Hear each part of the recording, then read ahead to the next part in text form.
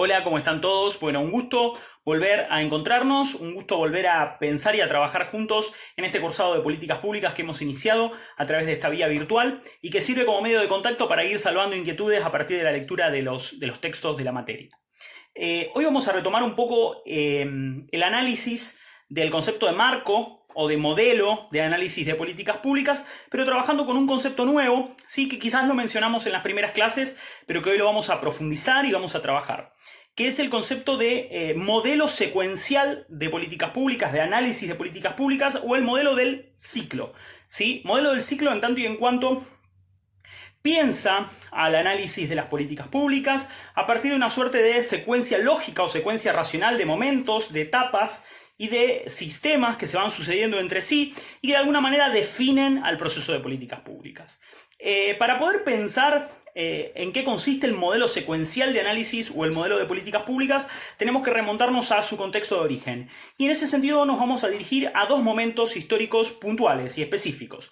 En primer lugar, nos tenemos que remontar a 1953, a las reflexiones de Harold Lasswell. Como les dije en las primeras clases, Lasswell es quizás el fundador del campo de la disciplina de las políticas públicas.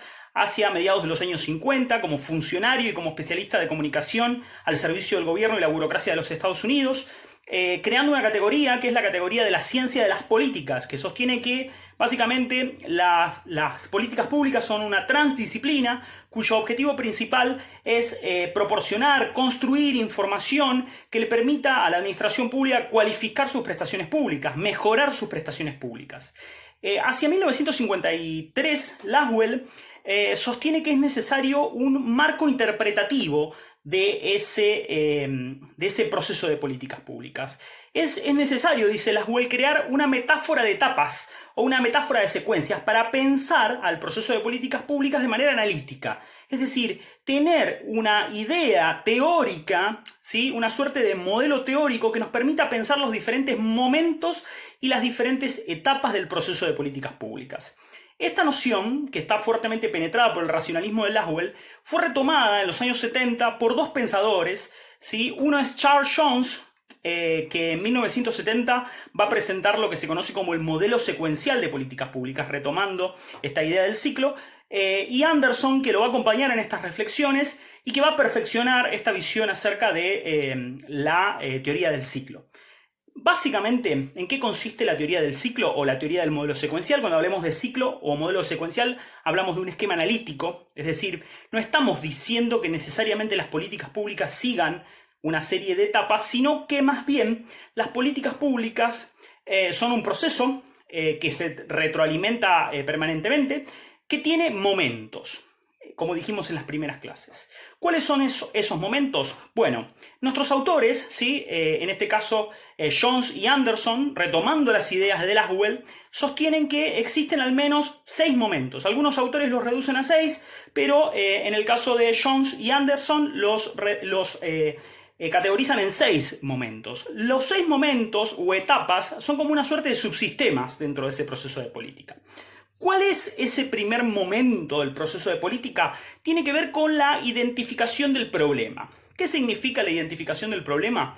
Que vamos a presuponer, ¿sí?, en el análisis de políticas públicas, que el problema no está ahí, no es algo natural, no es algo que esté dado, sino que por la acción de los funcionarios públicos, de los analistas, de los actores sociales, políticos e institucionales, el problema se visualiza, se representa, se traduce al lenguaje político, se construye y luego de haber sido construido es insertado, ¿sí?, en la agenda pública. Es decir, se produce una delimitación del problema.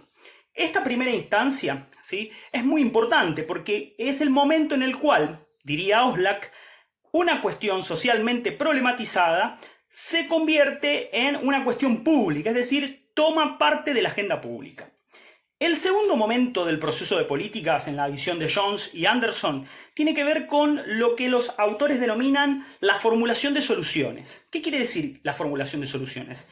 Que una vez que yo delimité el problema, que lo categoricé, que lo definí, que lo acoté y que hice una traducción política de ese problema, es momento de formular alternativas de política. Es decir, es momento, a partir de la acción de distintos actores, tanto públicos como de la esfera de la sociedad civil, como políticos, formular tentativas de respuesta, alternativas de respuesta a la problemática que ese problema plantea y que interpela siempre al Estado y que está inserto en la agenda pública. Eso nos lleva al tercer momento. El tercer momento, una vez que yo definí las opciones de política, es el momento político por excelencia, el momento de la decisión. Algunas perspectivas, ¿sí?, sobre todo las racionalistas, han asociado el momento de la decisión como a un momento meramente técnico, jurídico, donde básicamente un decisor público decide en función de ciertos criterios racionales, burocrático-administrativos. De todos modos, varios enfoques posteriores han ido planteando que la decisión es un hecho eminentemente político y que está todo el tiempo redefiniéndose. Es decir, no quiere decir que una vez que yo tomé una decisión por una alternativa, el proceso quede cancelado y se siga solo la vía de esa alternativa, sino que siempre hay lugar en el proceso de política a redefiniciones, a repensar esas decisiones. Entonces, el momento de la decisión es el momento en el cual el decisor público o los decisores públicos seleccionan la opción de política diseñada en el momento de la formulación. Hasta entonces, hasta ahora, tenemos distintas categorías con las que venimos trabajando. Dijimos, problema convertido en una cuestión, traducido a una agenda, la construcción de distintas alternativas de políticas, es decir, la formulación de posibles soluciones, y este momento que es el momento de la decisión, ¿sí? Y esto nos lleva a el cuarto momento, ¿sí?, que es el momento de la implementación, la ejecución de la política.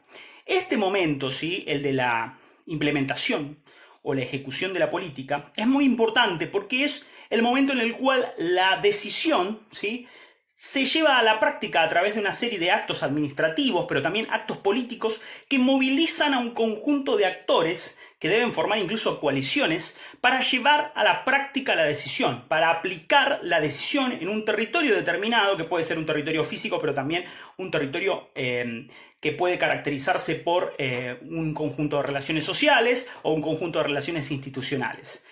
El momento de la implementación quizás es uno de los momentos clave y ha sido muy estudiado por el campo de las políticas públicas a lo largo de los últimos años.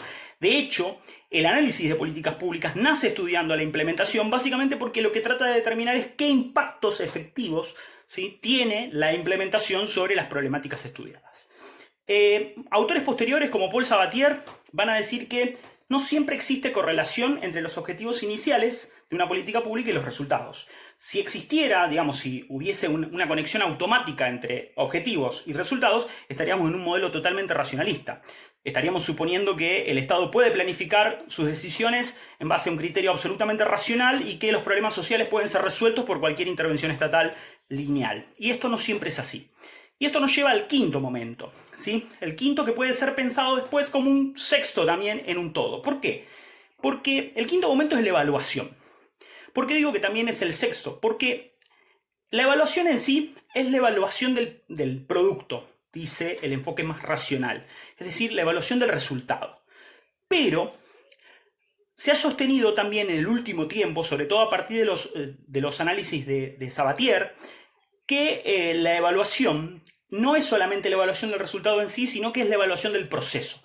El sexto momento. La evaluación del producto, pero también la evaluación del producto y los impactos, pero también la evaluación del proceso de políticas públicas. Es decir, la evaluación del momento de la selección del problema, la evaluación del momento de la formulación, la evaluación del momento de la decisión, la evaluación de la propia implementación, la evaluación del ciclo de políticas en sí, para preguntarnos qué impactos tiene sobre los actores ese proceso de implementación y de formulación de una política pública. ¿Qué impacto en el sentido del aprendizaje? ¿Qué quedó en los actores del proceso de políticas?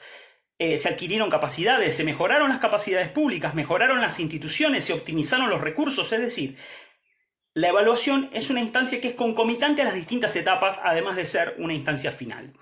Este modelo sigue sirviendo, ¿sí?, como marco de análisis de políticas públicas. Es muy importante que nosotros entendamos que es un modelo analítico.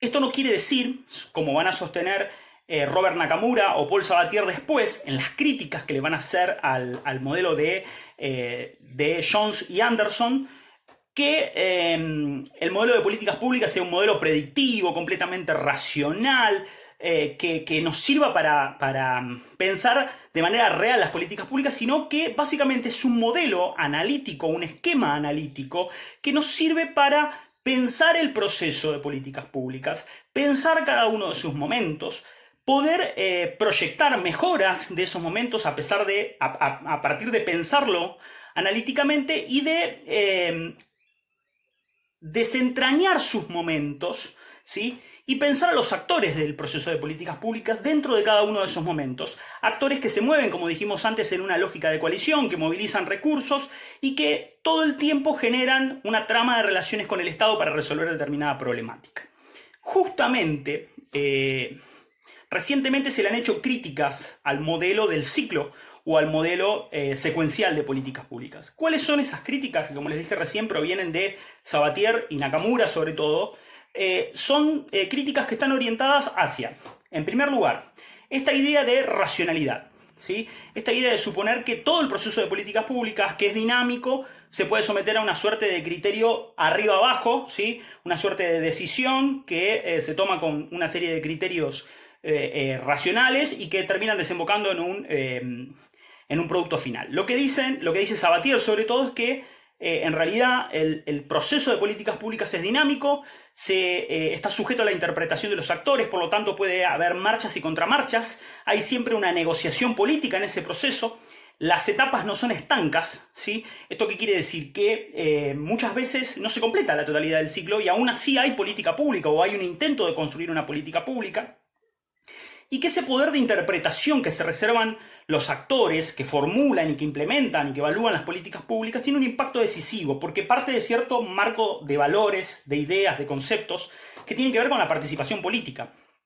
Las políticas públicas no solo están orientadas a resolver problemas, sino también son parte de la legitimación del Estado y de la acción del Estado a partir de la participación política.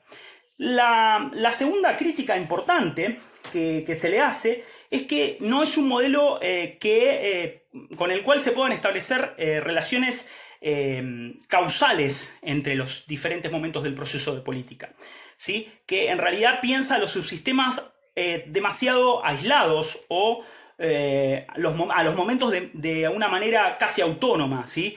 Y conectados con casi una secuencia lógica.